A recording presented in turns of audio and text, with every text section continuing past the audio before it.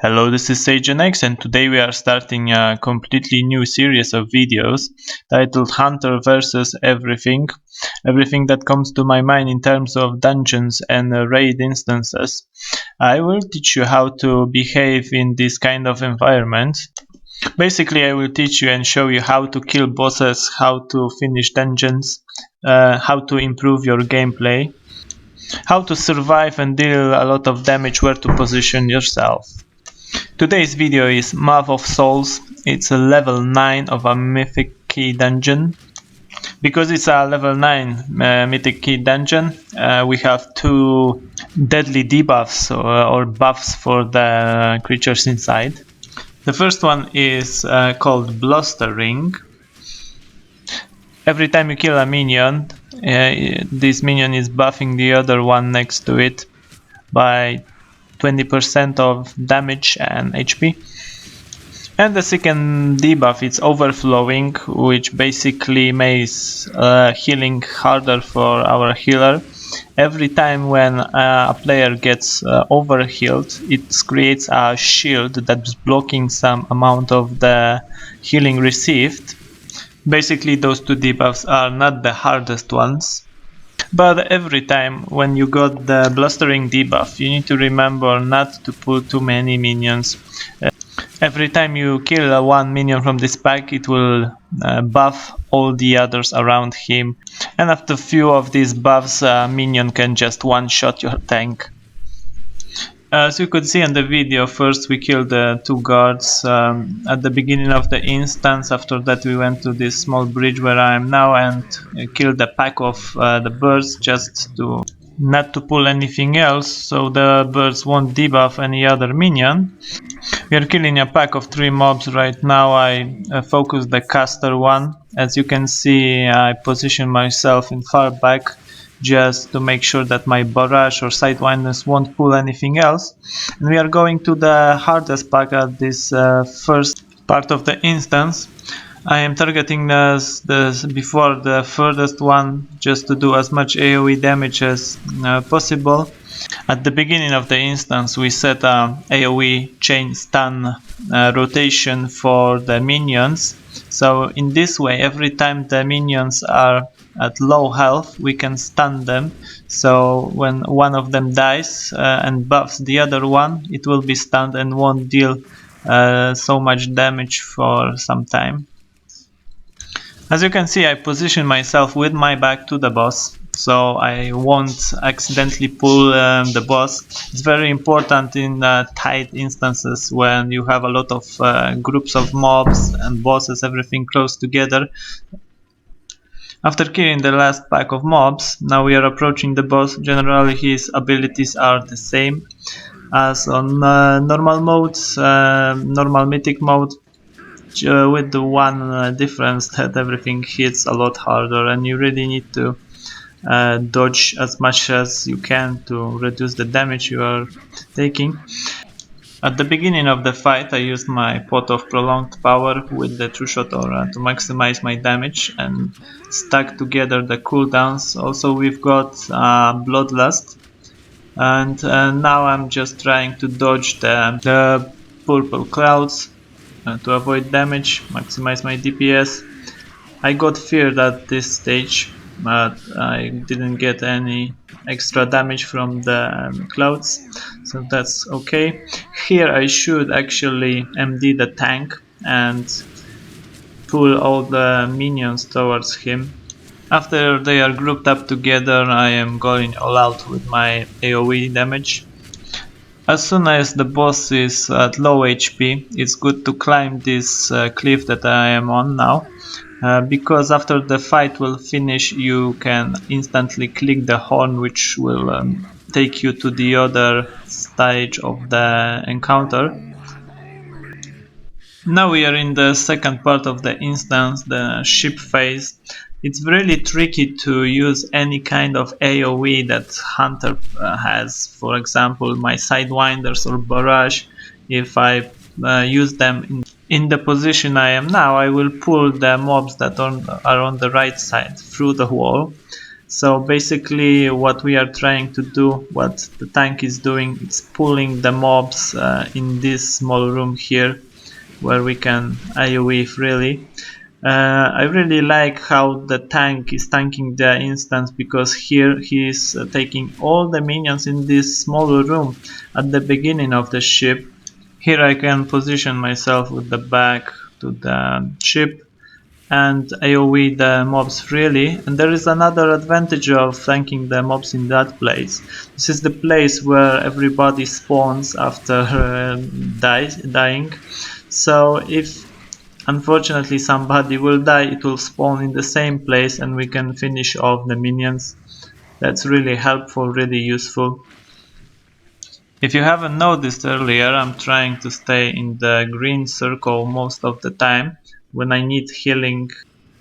And usually you should do it all the time, the circle gives you healing, so it's good. But today we have the overflowing debuff, which is creating a barrier that prevents healing from being done, so I can't stay in the green area too much, not to get overhealed. As you can see, still our tank is pulling everything to the back.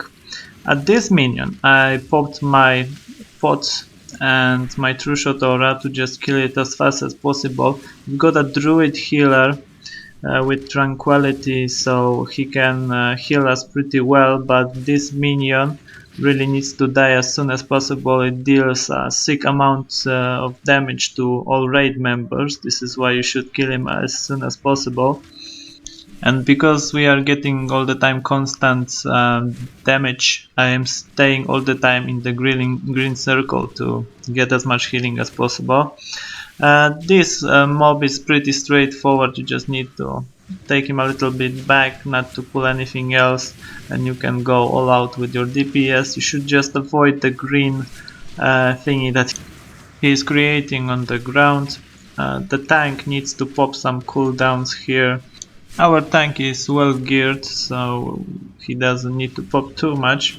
On some minions you can pop your potion of prolonged power just to clear the minions a bit faster.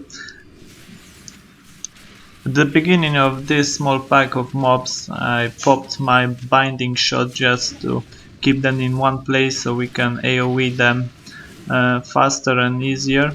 We've got Monk DPS, so for him it's really helpful if everything is in one place. And here again you need to be very careful how you position yourself with the back to the other minions, other packs, just so you can DPS AoE freely with your barrage and Sidewinders. Those two mobs hit pretty hard, so we are just AoEing them down, making sure their health is similar and they will die in the same time. If one of them dies too fast and buffs the other one, our tank can have some problems, but today it was perfect. They died in the same second. Here on these stairs, if you have any running boosting abilities, just pop them just to run a little bit faster. And now we are starting the encounter, the second boss. This boss is spawning some ad, so what I'm doing, as you can see now, I'm positioning myself behind the ad, targeting the main boss, so that I can AoE the mob that is in between me and the boss with the barrage, Sidewinders and marked shot. And the other ability that may cause problems here is the one you can see now. The boss is spawning some mirror images on one of the players, and if you don't kill them fast enough, they will basically kill the person who is the original one. Of course, you should avoid the purple puddles on the ground because they deal damage. And at the beginning of the fight, I popped my potion of prolonged power. Actually, here I should pre-pot it and popped it before the fight. This fight is longer than 1 minute, so I can have the chance to use another pot if I will pre-pot in time. Here, as you can see, I am getting some damage. What I could do here, I could move a little bit forward to this green circle, what I'm doing now, to get some extra healing. Like now it's perfect, and as soon as I am at full HP, I should go out, not to get the over healing and the debuff. Here we need to wait a few seconds for the ads that are coming down. And the general rule with blustering, as we said before, is to pull as little mobs as possible, not to buff the other ones. So we are pulling them one by one. You can pull two single mobs here at the beginning. Need to remember that we need some uh, percent of the dungeon down, so you have the percentage marker on your right. And now we pull two mobs. One of them is healing, that needs obviously some interruption, and we are just focusing this ad down because the interrupting is sometimes troublesome, so we just let the mob die and buff the other one. Our tank should survive that, so with just one buff on the other minion we still are okay. The idea is not to have more than 2 or 3, depends from the level of dungeon of course, and the item level and skill level of your tank. Now all the packs we are trying to pull to this place where we started, because we don't want again to accidentally pull anything else with some AoE abilities like Barrage or Sidewinders. And exactly the same story here. The healing mobs is being interrupted. We are trying to DPS all the mobs down as soon as possible, and in the same time, of course, some of them will die a little bit faster than the others. The idea is not to tank the empowered minions too long and make the life of the tank easier. Another pull is pretty similar. One of the minions here can fear, and we don't want to get feared into another pack of minions, which can cause some trouble. This is why we try to tank it as close as possible to the previous group. Actually here the tank could tank them a little bit further back. We need still some percentage, so we are killing off the other mob. This pack is exactly the same as the one before. Those minions, what I haven't mentioned before, sometimes, as you can see in the video, turn into a ghost form and spawn on one of the players. If it's you, you should run far away from the spawning ghost, because it can one shot you at this level, so just try to avoid that. We need one more pack to have our percentage, so we pulled another pack of mobs. Again here I'm trying not to pull anything else, so I position myself with the back to the mini boss. Unfortunately one of my team members was feared into the mini boss, and our trouble in this instance started in this place. Now we have 10 minutes 40 something seconds to finish the dungeon. We were even hoping for 2 chests, but we had this ninja pull by one of the members, and we pulled the mini boss plus the group behind him. We are trying to survive. Our tank just had been killed, so I'm trying to tank the boss for a bit of time. Now the tank has the time to respawn and come closer here. It was really messy. Most of the DPS tried to tank when the tank was gone, and we lost a lot of time here. Several members, including me, died here on this encounter, so we lost really a lot of time, but we haven't wiped, so this is a good thing.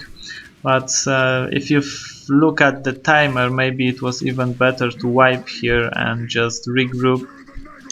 In a moment you will see me dying. I died because I made a stupid mistake.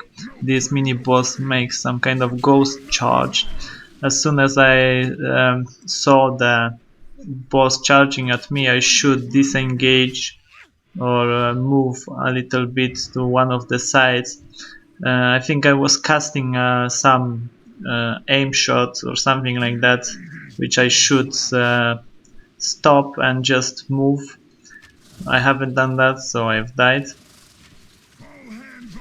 So another piece of advice coming from this video is when you need to avoid some kind of ability, just avoid it. Surviving first, DPS second. That should be always the rule. If you are dead, you won't do any DPS, so just step out of the way, dodge the abilities you need to dodge.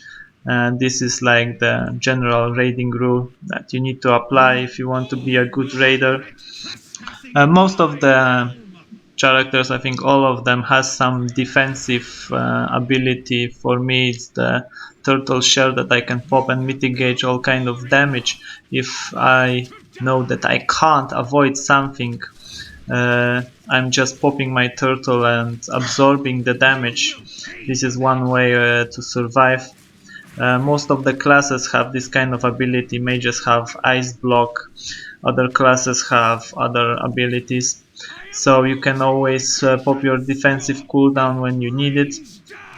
Remember, surviving first. At this stage, when we are fighting with Helia, you should always focus the destruction tentacles which spawn on the deck of the ship, and you should avoid the ability that Helia is casting now. You can look at her. She is moving one of her hands up. If it's the right hand, the right hand side of the deck will be hit with the AoE damage that she's making. If it's the left hand, the left side of the ship will be hit. So you need to avoid standing off the side, which will have the ability cast. If you can, you should position yourself on this fight in such a way that with your AoE abilities you can also kill the side ads that are somewhere on the ship in various places.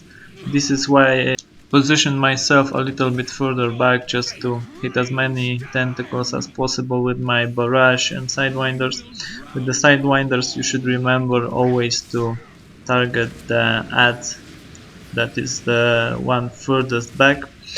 And this second phase of the encounter, you need to avoid stepping in the holes in the ship on this phase of the fight. This is the crucial part of the encounter, and dodge the green AoE Novas. The ability that Heira is casting now, the Corrupted Blow, is the one that can wipe your raid. You need to avoid it at all cost. What I'm doing on this phase to get max DPS on the fights, usually I'm popping my cooldowns, popping all the shots that require me to stand still during this corrupted blow ability, because I know that nothing else can hit me. You have a few abilities that you can cast while you are running, so you should cast them when you are forced to run, avoiding the abilities of the boss. As a hunter, you need to remember to adapt your rotation in such a way that you always have the vulnerability debuff on the boss that's boosting your DPS, and this is the hardest part on this fight, because you are forced to run when you should, for example, pop your wind's burst or some other shots that can prolong the vulnerability debuff. Fortunately, the mark shots is an instant cast which will renew the debuff. We finished the instance with 5 minutes left. This means only one chest. We could actually do it with 2 chests if we haven't lost so much time on the mini boss before Hersha.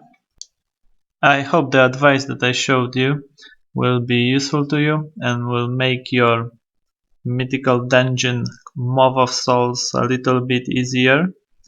If you like the videos I'm making, subscribe my channel. If you like the video you watched today, leave a thumbs up, comment the video.